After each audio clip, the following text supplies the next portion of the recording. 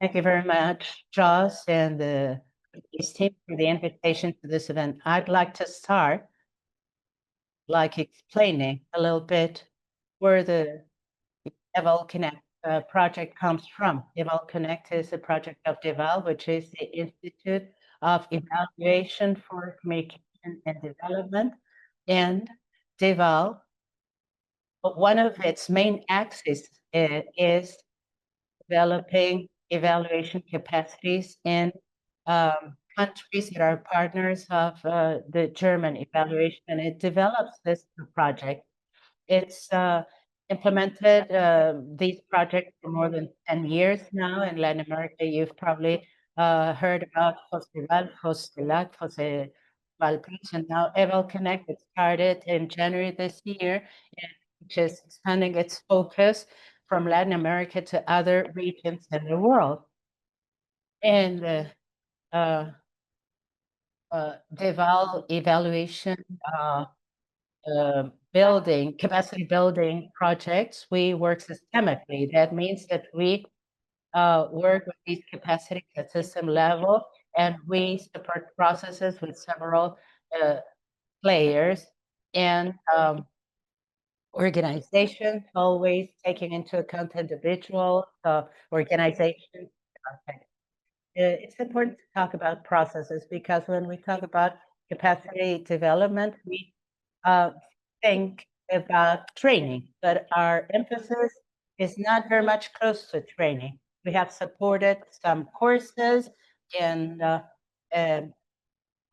participation of key actors in training, but we have emphasized the value of knowledge by practice.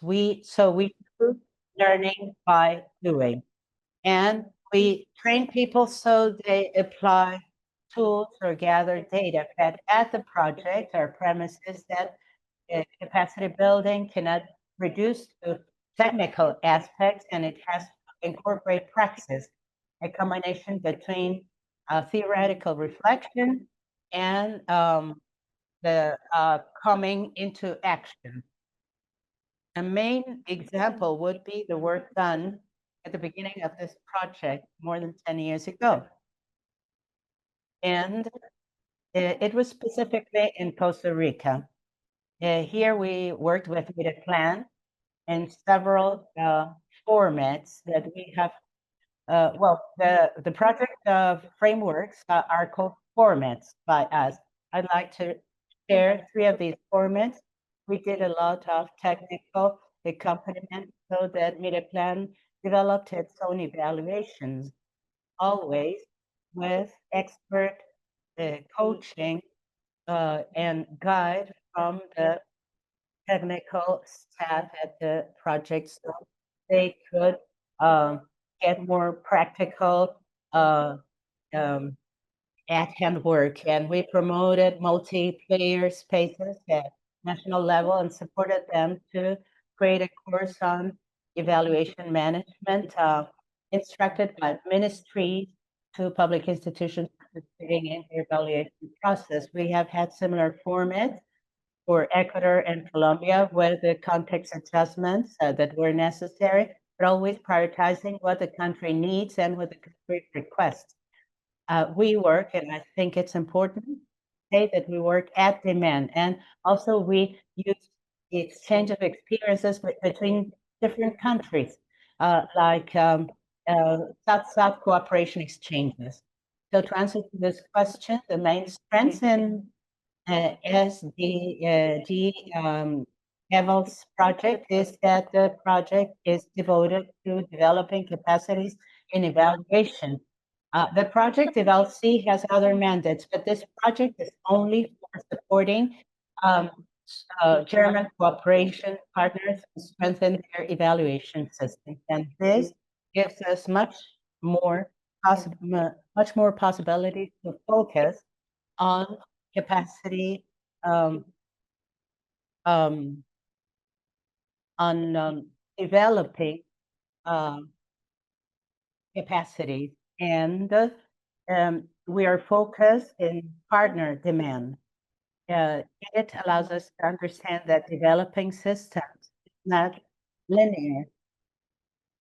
and that progress is not permanent. In the systemic vision view, we understand that these systems can progress, but also step back in their competency. Oftentimes, this means that we have to go back on our own steps to continue progressing.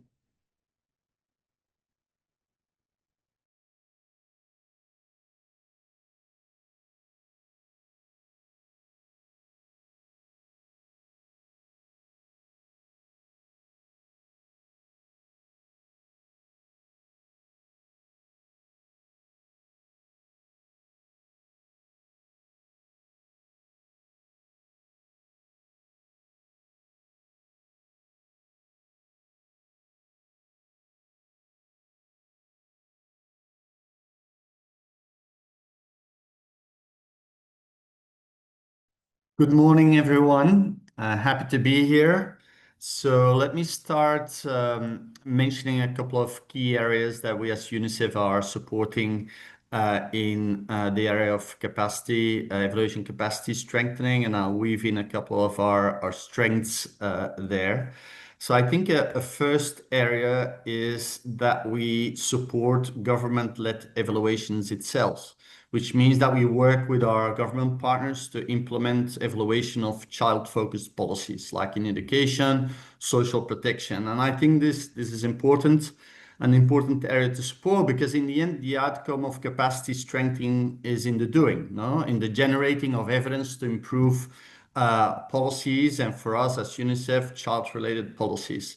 And I think UNICEF is well positioned to do that because we have a country's presence and we have this relationship with different government ministries that ask us to support there. So that's one area. The second area, and that's since 2024 that we're working it in the LAC region, is that we've been inviting government partners to different and complementary capacity building initiatives. It responds to a needs that we've been hearing among our government partners, and it's also responding to our UN mandate in NACD. And a first initiative here has been an in-person executive course for evaluation leaders, which we've called Excel. And the course is a bit unique in a sense that it targets the higher level decision makers, not the technical staff. And it focuses on how to manage and use evaluations from a perspective of these senior officials. No? And this has been complemented with another training, which has been an online 6-week more technical course in multiple languages targeted for technical staff among our government partners, and which has an emphasis on the implementation and use of evaluations. Maybe a good practice here to mention, because we've been asked also to identify a couple of lessons, is I think it's key to embed such evaluation trainings in national systems. And for example, in Brazil, government partners attended one of our Excel trainings and are now co-designing with us a localized version of the course, which UNICEF and the National School of Public Administration will implement. So ensuring the ownership and sustainability of the initiative. And finally, a third area just to mention is that we're really trying, and it speaks to the topic of today, is to foster strategic partnerships in evaluations for us, specifically related to child-focused policies. So we recently established an MOU, a partnership with ClearLAC and JPAL, to promote that our country offices and their government counterparts have more access to specialized expertise and tailored M&E capacity building. And for instance, in Chile at the moment, UNICEF and ClearLAC are co-developing an M&E capacity building program for government partners working on child and adolescent policies, which is addressing a specific need that came from the government. So I'll hold it there. Thank you.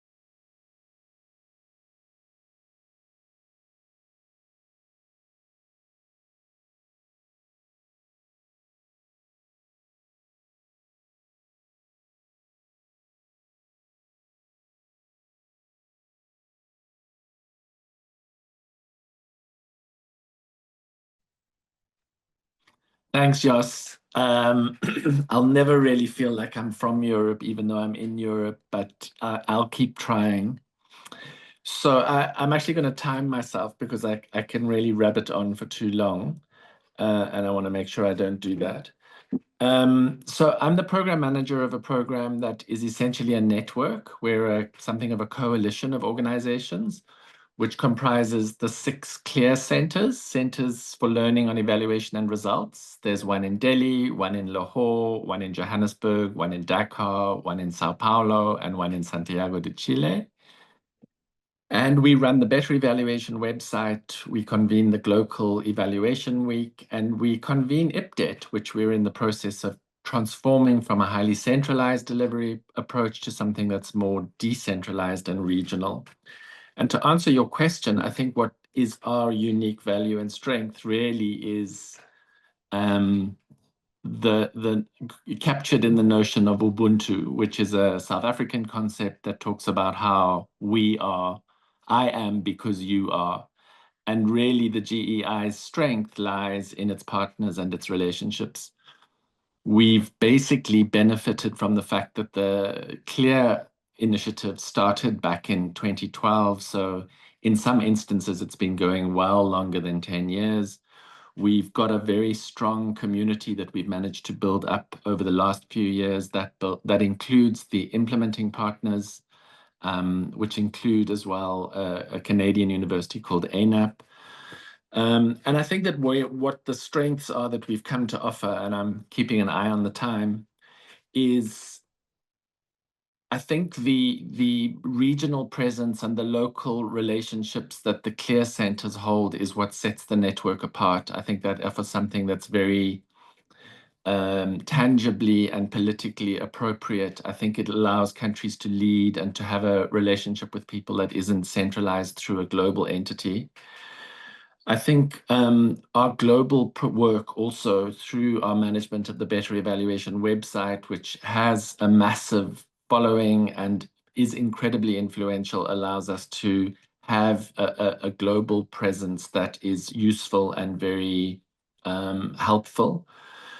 The global event, I think, is another example of our global work, which is kind of, curious because we call it global, but actually what it is it's local. It's about allowing people to self-organize, to provide them with a platform, and people do amazing things with it. And then, of course, the IPDET program, which I've mentioned, is based in Switzerland, but is now decentralizing.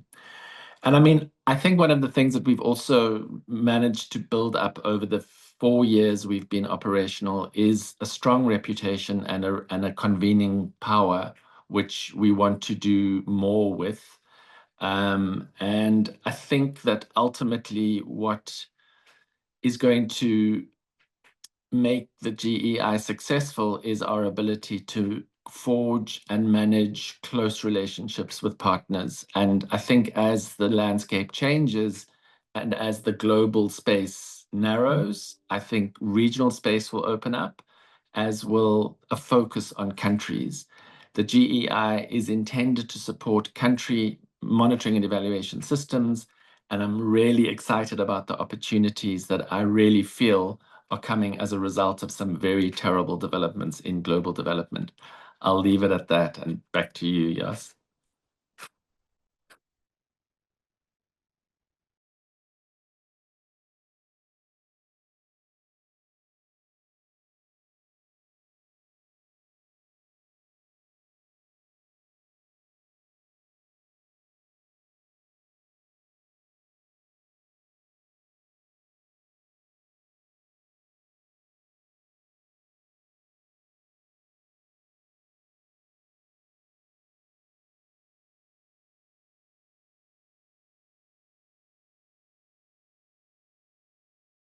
Thank you very much, Charles. I'd like to thank the IDB for this invitation and, of course, all the institution in this panel with which we collaborate actively.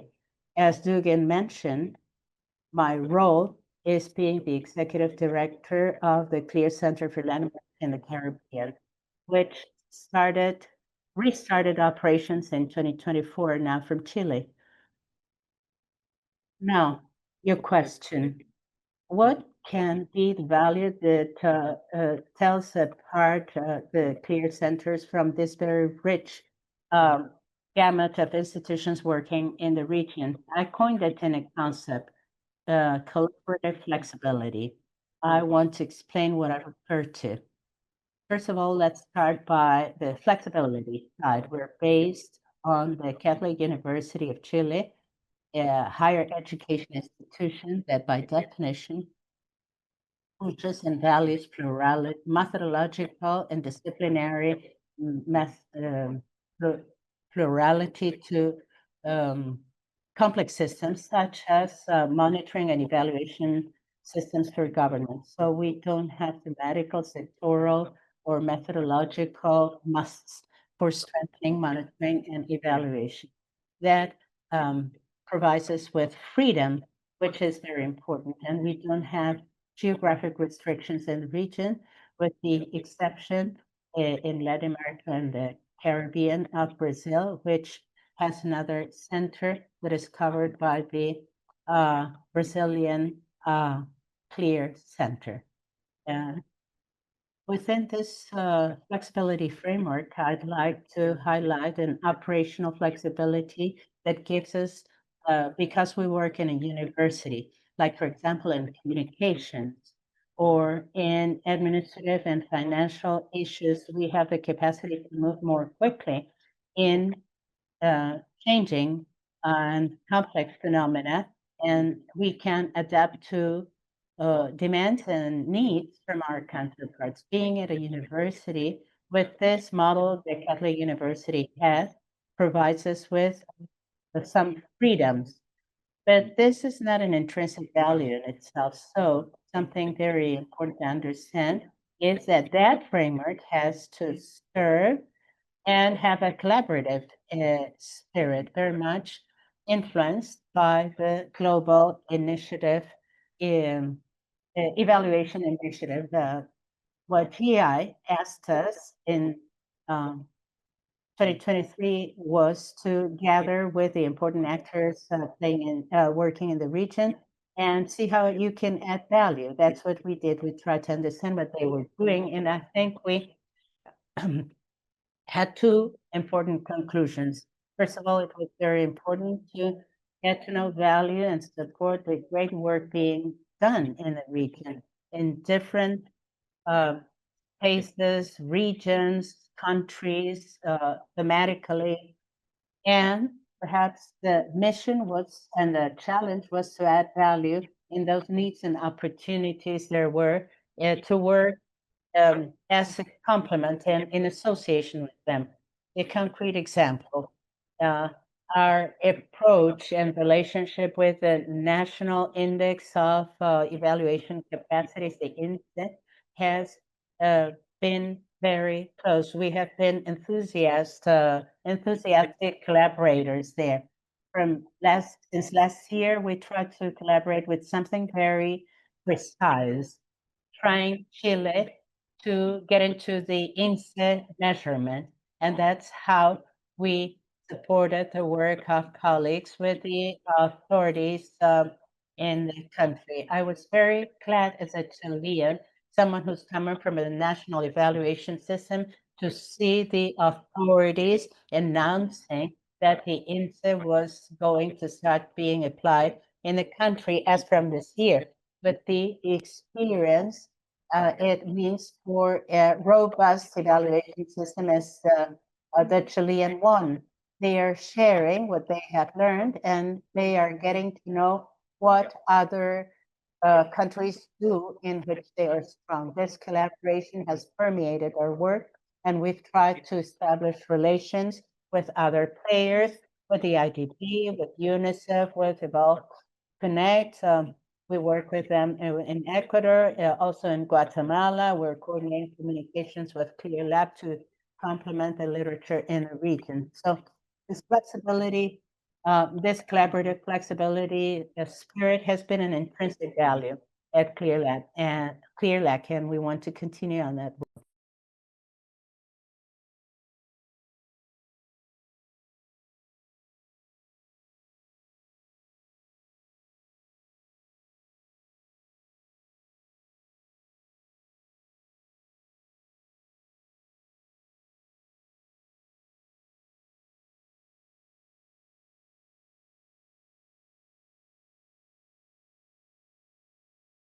André.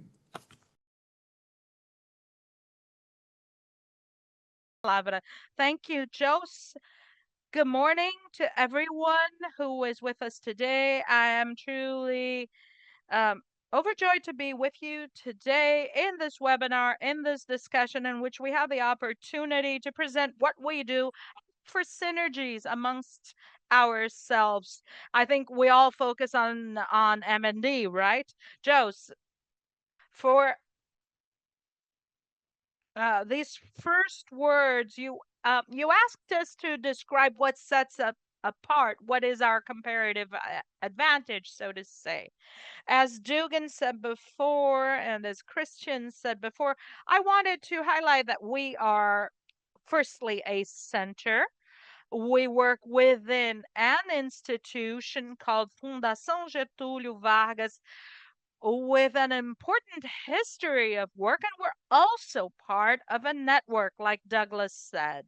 The fact that we are a center hosted within an institution with a lot of experience, a lot of respect, and a lot of penetration in capacity building and in generating knowledge in Brazil, this already sets us apart. Centers like ours and centers like the center from Chile, this puts us in a privileged situation because we can draw on the knowledge of our host institution to really do the work, carry out our mission of disseminating the culture of decision making based on evidence. So I think this really puts us at a clear advantage. The other advantage is being part of a global system or a global network, which we can lean into and draw from different skill sets, knowledge sets, different people. And of course, this gives all our activities a lot of breadth. And what does our work comprise? We have 4 lines of work. Firstly, is development of the evidence-based decision-making process, and we do that by fostering and supporting and strengthening M&E system. In this sense, we've had a long history of experience, so we're in a comfortable place to say that we have really had good learning in terms of how to institutionalize M&E systems, whether in subnational or national institutions. We have experiences in states within the country of Brazil, and also experience with the government of Cape Verde. This is really given us a wide set, a wide knowledge set, and lots of learning, which we feel we are in a position to share with partners when we are expanding the M&A, this type of M&A system in our region. Our second line of work is capacity building through the strengthening of skills in monitoring and evaluation. And I wanted to also underline what Natalie said, not only acting, but also adapting and also learning through doing, working with the decision maker, the evaluator, that person who will be managing that program.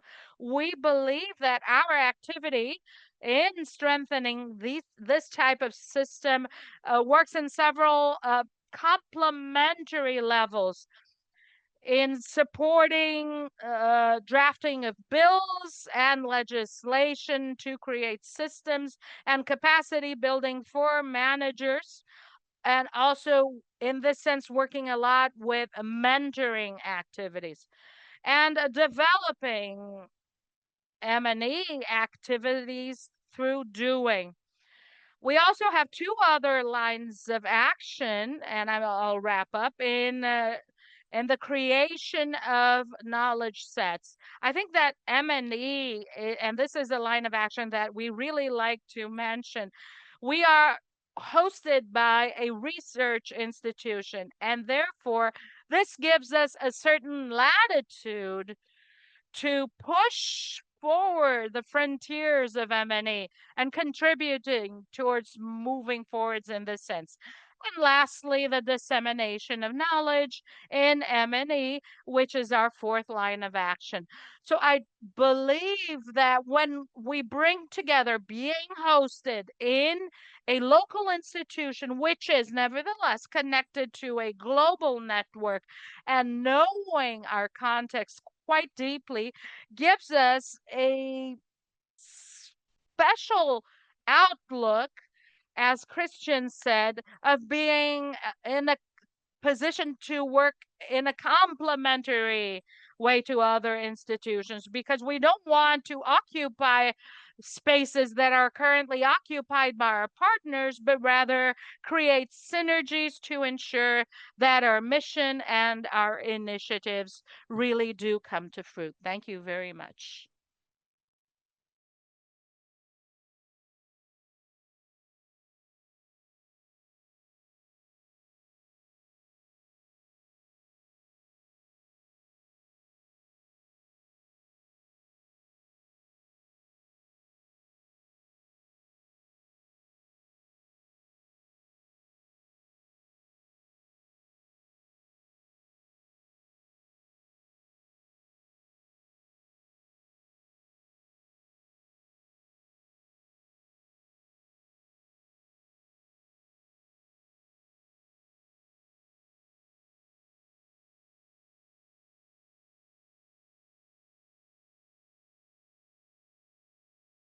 Thank you very much, Joss, and I'm so glad to be with all of you from all those agencies.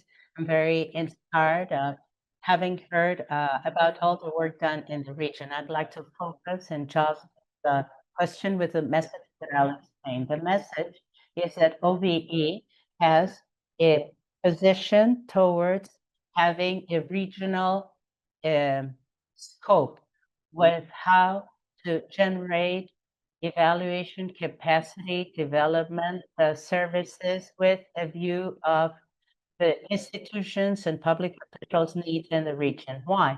Because there are three factors that define this OVE's position. OVE is positioned in the IDB group, and this allows us to have very good relationships through IDB's infrastructure with officials from executive branches in the region, allows us to know about their needs, institutional needs, and also individual capacity needs. We also have a close relationship with officials who belong to the development landscape, but from the national and subnational development banks in our region. Thirdly, given the long trajectory OVE has had in developing evaluation capacities in the region, OVE has access to a group of experts with which it has close relationships. We have the colleagues from Clear LAC and the Clear from Brazil and other experts besides them. All this has allowed us to offer from three conditions defining our position, training courses that are very sensitive to officer needs and their institutions' needs. In IVALAC, we have our basic course, CALET, a training bridge that responds to this need to start monitoring and evaluating beyond the direct influence scope of programs and go to results or outcomes. We think we can make important contributions there. It also allows us to find a new way to develop evaluation capacities in working to institutionalize and strengthen evaluation capacities in the region through REDECA, which is our national network for national, so subnational banks in the region. It has also allowed us, and this will help us comment how the project is changing. it has permitted, I said, to have close relationships with the Guatemalan government to contribute to develop their national monitoring and evaluation system. It was very important they were related with Clear LAC and INSEE too. And it has allowed us to have a very strong relationship with the two Clear programs. And these are the conditions and what we have done with this regional view, but always this focus of contextualizing the region.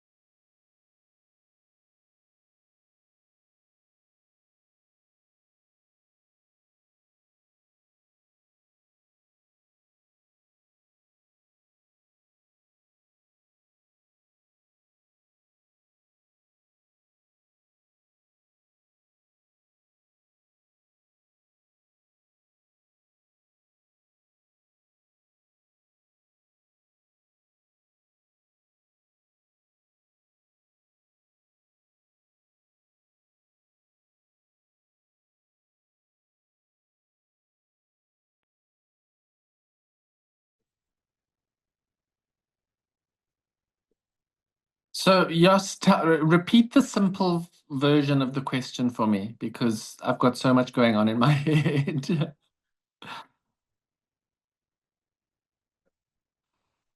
So, I have a lot to say on this because, the GEI is intended as a partnership and a collaboration, but I can really assure you that when two big institutionalized programs seek to collaborate and they both do very similar things, it's very difficult to actually get one of them to back up and make place for the other.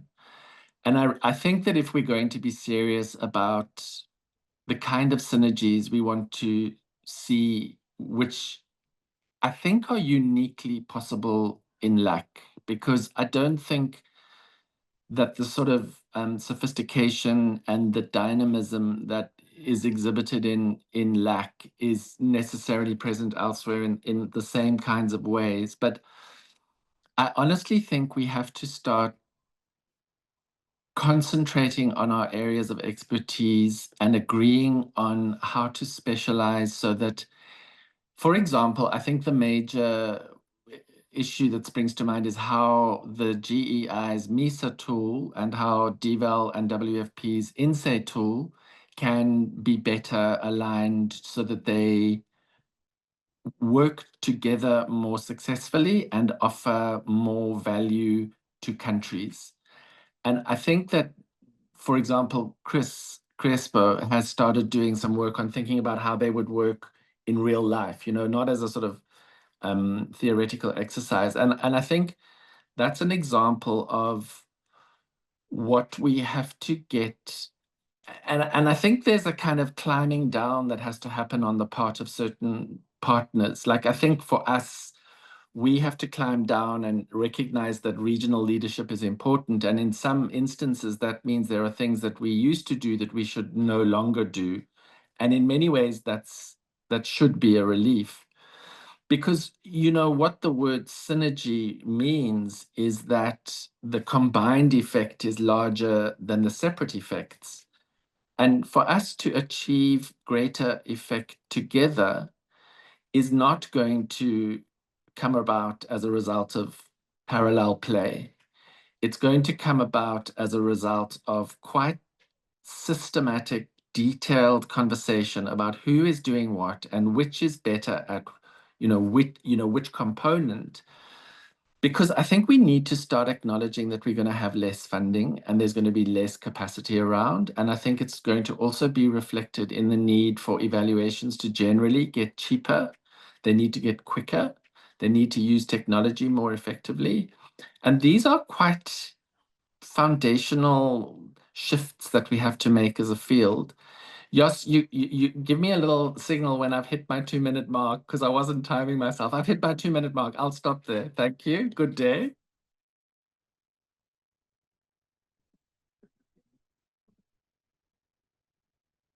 Sorry.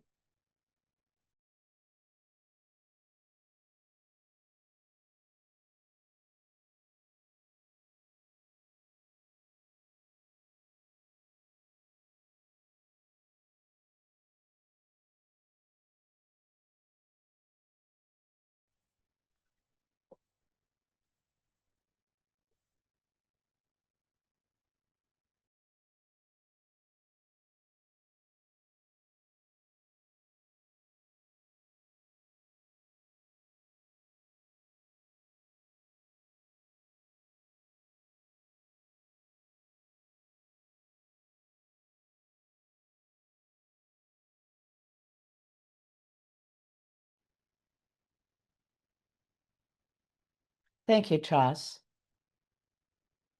Well, definitely, this is a pertinent question in complex times for international cooperation. Because of what we have seen in the cuts to our budget, and also because there is a global trend questioning their our effectiveness. So we have to intentionally look for complementing each other as organizations who work in ECD. And I'd like to highlight that ECD actions should always focus empowering countries at systemic level. And if we consider that systems have multiple components, then we can take advantage or profit from those comparative advantages to strengthen those parts of the system that are systems that are more linked to agency mandates, because each agency has specific focus. And if we talk about things, we don't have to compete. We can complement each other. And I think this complementarity view strengthens the entire system and also prevents saturating actors, something we have seen in former years, and I think has led us to this debate. How can we work with the entire system and not always with the same part of that system? I think that differentiated mandates can sometimes make this alignment more complex, but also present comparative advantages that allow for complementarity. And also concerning empowerment and ownership from countries, it's important to have to take into account that cooperation to development is supposedly there for not to be there always, even in capacity building, which is permanent actually. People need to develop new capacities to do the work they do, or because they're just starting to do it, they do it for the first time, or whatever. Yeah, I do think we have to think about this. We should point at having countries do their own ECD processes. So we have to wonder what we can do and how we can do so our ECD work is no longer needed. A quick example I'd like to give you, technical accompaniment. Oh, more than 3 minutes. I'm sorry. Well, two very quick points. Right now, we have available a snapshot of how national evaluation systems are working. INSTIC gives us sufficient information to have a clear starting point. And I think the space we haven't profited from is that INSTA result workshops allow countries uh, to work with this in line with their own actors. These workshops allow us to know what their priorities are, and this is how we can know how to better guide our work from each organization. The last point is that we have monthly exchange space among organizations in charge of ECD. It's nice space in which we talk in all confidence. And this space can become an incubator of ECD for the region, always keeping this light, simple format that we can leverage what each one of the organizations can do from this page or forum.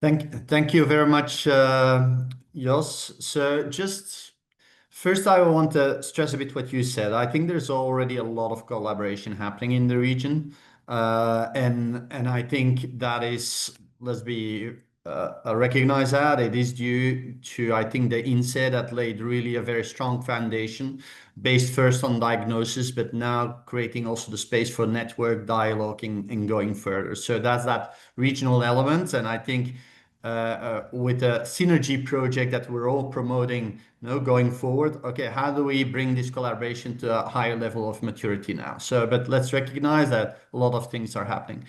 Going forward, what are a couple of ideas in terms of strengthening coherence and collaboration? I think first of all, we can probably coordinate further, which is already happening on all the trainings. No, there are different trainings. I think they are complementary, but they're also sometimes overlapping. And I think going forward, I'm almost sure that we're tweaking them to become even more complementary. No? Second point is I think we need to strengthen our focus on the demand side. No, thinking from the needs of our government partners and seeing what do they need also when they're implementing evaluations. No, and what capacities do they need? And it's interesting.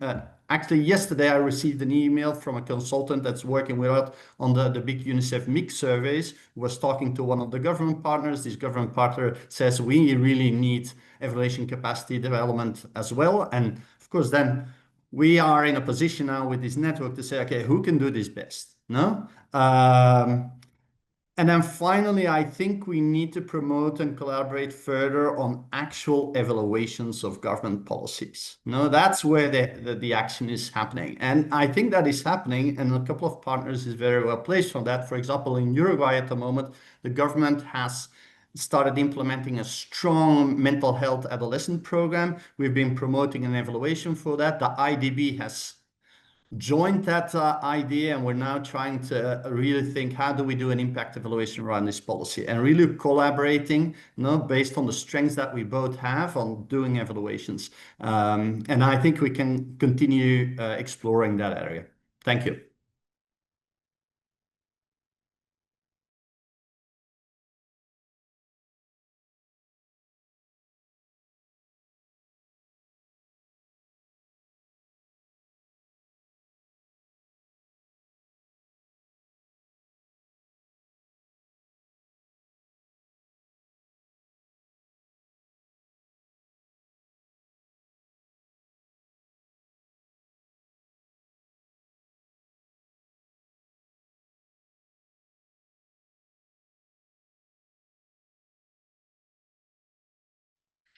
Thank you, Jos. Now it's easier for me to restrain myself to 2 minutes because much of what was said before, I believe I subscribe to, in fact. We have several regional actors. However, the demand for M&E is huge. It makes every sense to work together collaboratively. And at the outset, I think that sharing can happen and sharing knowledge and knowledge sets for what specific activities, for example, in a municipality, in the Amazon, deep in the Amazon. So when I look at an issue, I might think maybe another regional partner came across a similar situation. It makes no sense to rethink the wheel. So this is what we're doing now, establishing regular, frequent platforms for exchanging information, setting dialogues and conversations. Now, further down the road, in a more structured manner, I think what Tom said was absolutely perfect. I think that we can come together in an organized manner and trying to work in a complementary manner in terms of evaluation and capacity building. And also what Duga said, what is our specialization? UNICEF, for example, is uniquely situated for activities that focus on interventions in early childhood, in, let's say, young adulthood. I think that's an immense comparative advantage. So I think that working on our specialities and complementary capacities is maybe one of the ways in which we can cover the demands of the region as much as we can. And I'll wrap up now, Jos.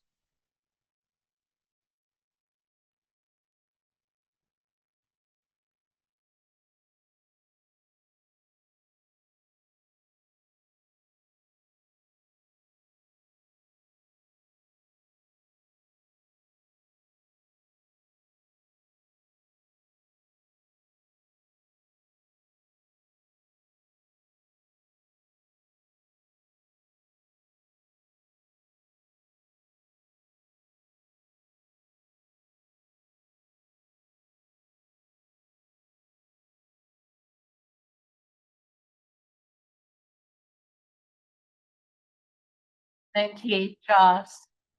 I'm very far from Joss, you see. I have a very clear message. I think that moving ahead, how can we go on working together, but in a better way? I think we have to be very realistic regarding the capacity of coordination and also knowing how to profit from opportunities, being realistic. Nobody has the capacity of coordinating work in all countries to develop all evaluation systems in the region.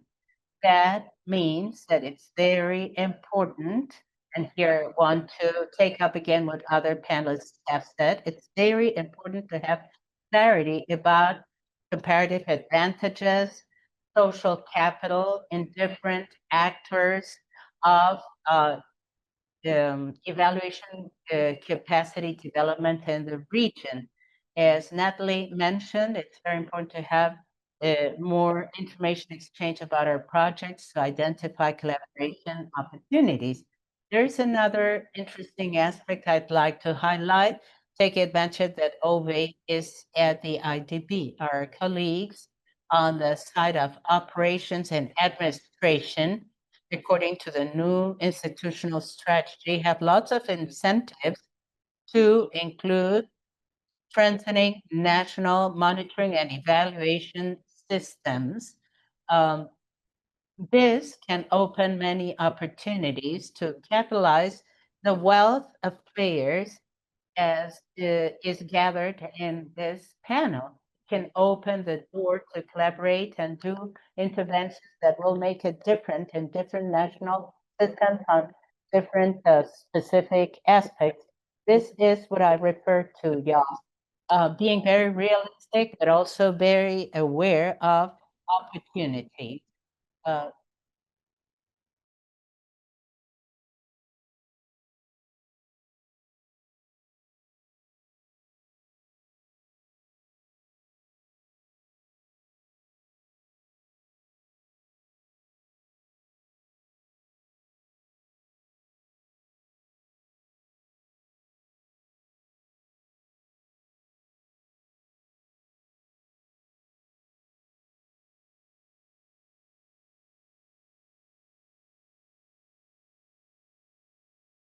I'm going to speak in Spanish to achieve these 2 minutes. Many things have been said, and I was thinking ahead. In this very difficult context, we have an international cooperation.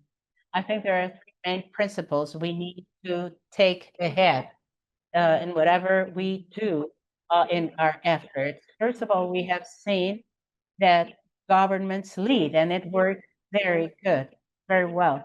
There must be a clear demand. We have to respond to that demand, and whatever evaluation capacity development has to be done thinking about them. In the case of INSET, the tool was developed in consultation with government. Measurements are decided with government, who decides when and when those outcomes come out to define their agenda and evaluation plan. And also in other countries and regions, the government speak from their own experiences. We have Eddie from Costa Rica, for example. He has been a key part in taking INSET to other countries and collaborating with Dominican Republic. And that's a key principle in anything we do in trainings, in system strengthening, and whatever it is. The second thing, and it has to do with comparative advantages. Our specialization and concentration is to build based upon our strength. And here I want to bring this analogy. This is no race. It is like a marathon with a baton that we pass to each other. We're different actors running till the end with the same mission, and we have to get organized so as to make sure we're successful. So in this kind of race, we put the faster ones at the beginning and at the end to have this advantage at the beginning and the end. What we have been able to do in Latin America through the INSET, not only as a tool, but also as a collaboration platform, and Natalie mentioned those monthly meetings, is to organize according to these strengths, taking advantage of the networks each one of us have. And Christian has given the example as how INSET got to Chile because it's thanks to LAC. And we have profited from technical advantage, geographical focus, etc. In Guatemala also, it was necessary to continue with support, and it was done with a complementary agency. And the last thing, Natalie, as you said, a simple and participatory structure. I think that is key. It's been a success factor for INSET, having a more informal structure, taking advantage of the opportunities Emil mentioned, where it's not heavy and actors don't feel overburdened going all to the same thing. We need to complement each other. And this initiative towards synergy that Tom or Natalie mentioned, I don't remember, is key to plan with a joint vision and complement each other so as not to duplicate the work we do. Thank you, Joss.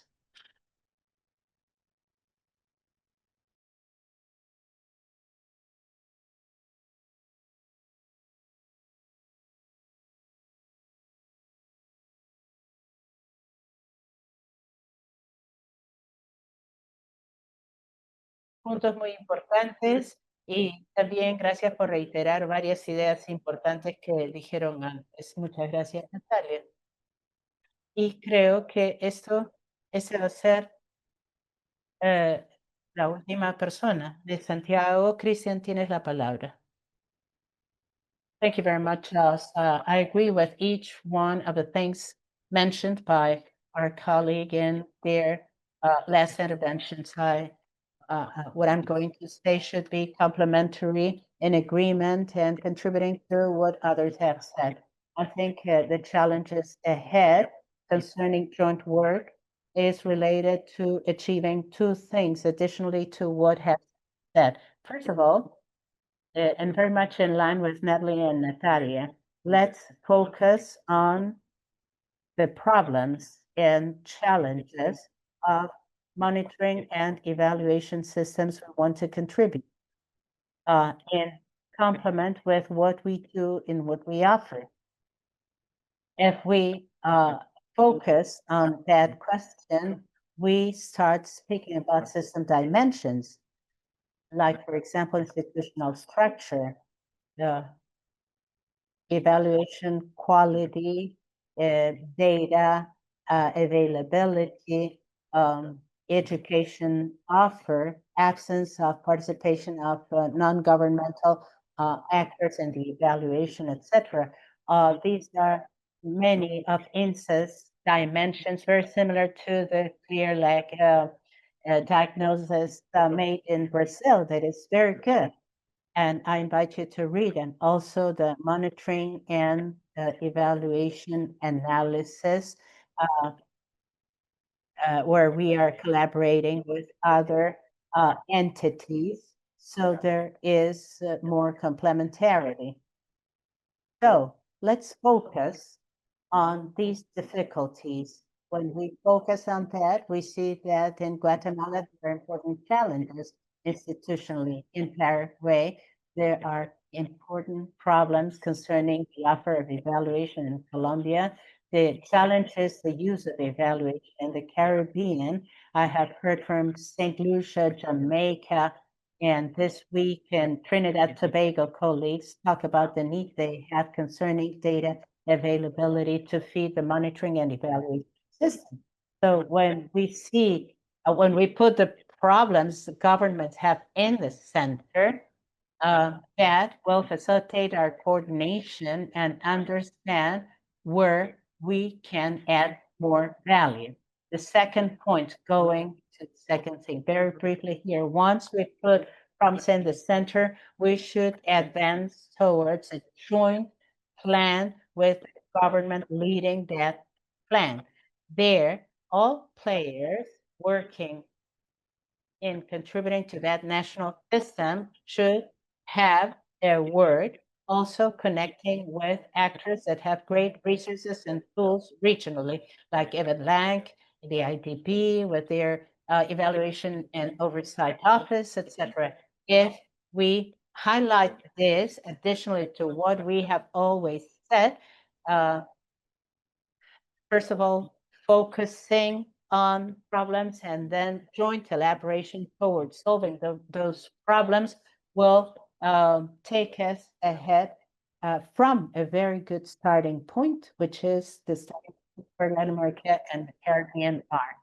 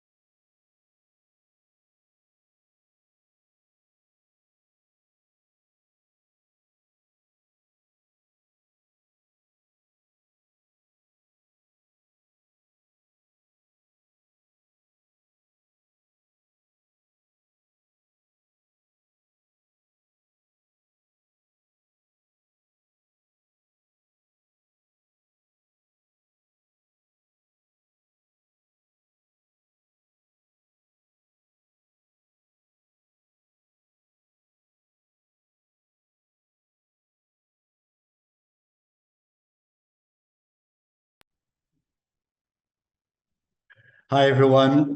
Good questions.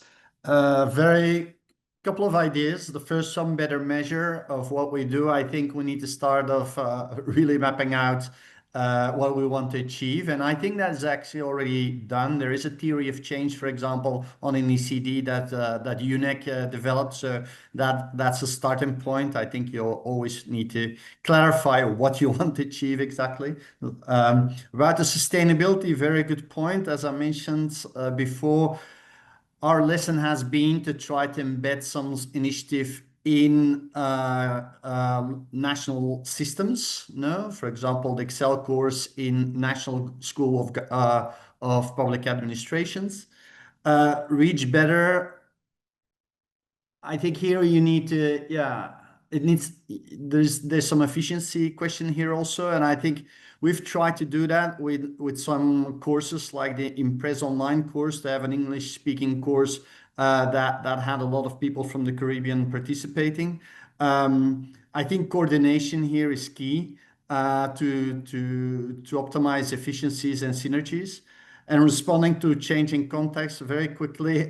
I think it's a very good point because I'm seeing a bit of an ambiguous response at the moment of all the reforms. On the one hand, everyone is saying that generating evidence becomes even more important to focus on results. On the other side, what is classical, I think across history, that the evaluation function is under pressure. No, so we need to be, I think, jointly promote our own work and mandates. And I think the work of creating synergies and becoming more efficient will be key. Thanks.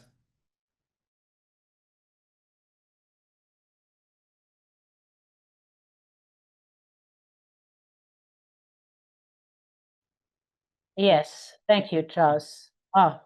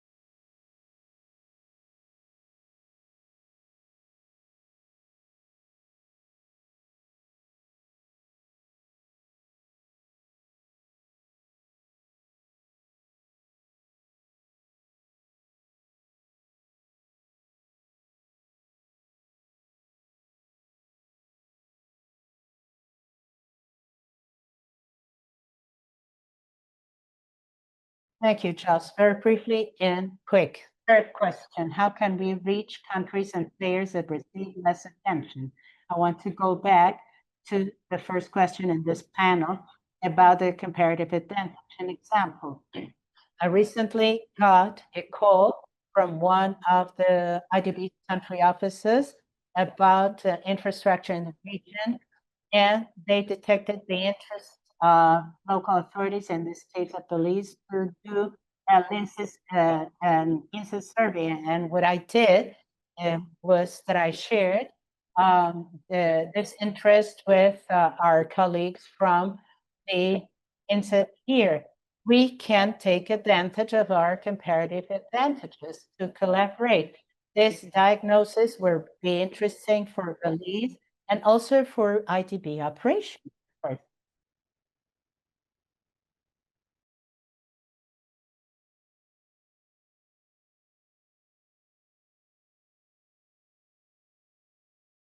Thank you, Charles. Yes, very quickly about the first question. Well, the first thing I want to say is that measuring the work done in development, evaluation, capacity development cannot be just intuitive. The development of systems takes time. And it's one of the big challenges we have those who work in ECP. For Eval Connect, one of the success indicators has been the possibility of having football champions. When we have these countries that we know can be examples for other countries, that's an indicator that the work is working out. And for your second question, and for the second question, they did about more sustainable and resilient systems. We always have the challenge of political difficulties in the countries we work with. Perhaps we can be working in a stable democracy, and there's an important change in all the work we have done. Steps back. So I think we should focus on strengthening institutions, not so much people, but institutions. Thank you very much, Natalia. Thank you. I'm glad to speak after Natalie because I wanted to talk about sustainability. I was thinking about how we can support governments so the National Evaluation System agenda is not only a government agenda, but a country agenda. And that's a big challenge. We have made progress in some countries and everything comes down because the government changed and we have to restart. So I think we should point at cooperation, working together to make this institutional in government. So no matter if the government changes, the national evaluation system is resilient, it's still there. And we don't have to wait for the best. And we would have to wait for the best opportunity to do this. We have to be strategic in that. Now, concerning adapting and responding to this context, as players, we have to acknowledge what our new capacity will be. They're asking us to prioritize, and prioritization requires leaving aside a number of things. Acknowledging what is our new capacity means that it's key to sit around the table with this clear view, map everything we're doing, and see who's better positioned to respond, let's say, in the Caribbean or in South America, and profit from the resources we have to complement each other, because it'll be harder now to be sustainable with the resources we have. Thank you very much, Natalia. Andre.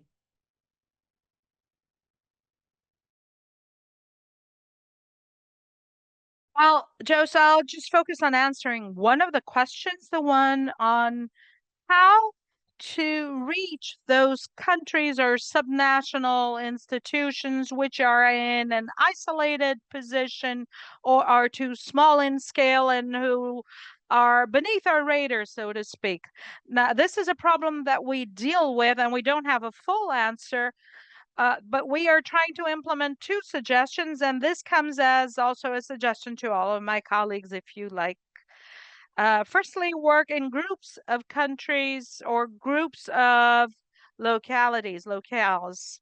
For example, in the Caribbean, there is the Association of the Caribbean Countries.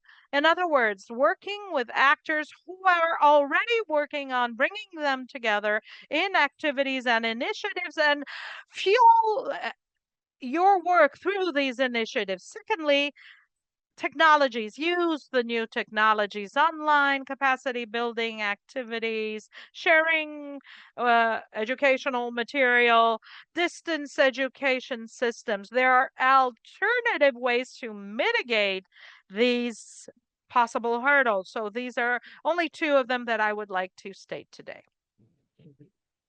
Excellent, Andre. Very, very good points. And then finally, last but not least, I want to make one point, and that is that I think a lot of our work that lies ahead is developing techniques, protocols, and practices around government leadership or country leadership. Because I think a lot of what goes on is that we go into countries and we offer them stuff, and people take them because they need them. But if they had a broader range of options, or they understood that they were in a position to do other stuff, they might choose differently. And I think that so one of my, when I was young, I worked for UNICEF as an advisor in government. And so I think we do have a tradition of learning how to let government lead. And I think that that's one of the things we need to start documenting and building as a kind of core feature of our practice. I'll leave it there.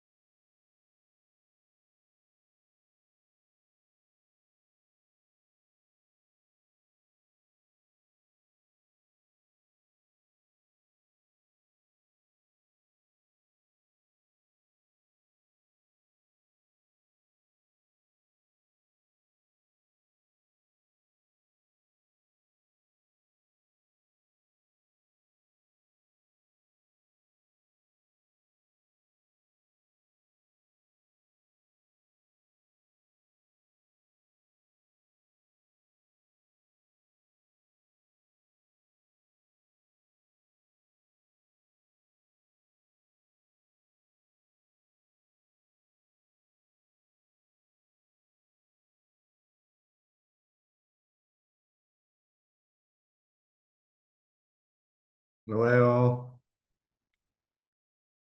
Thank you very much. Bye-bye. See you.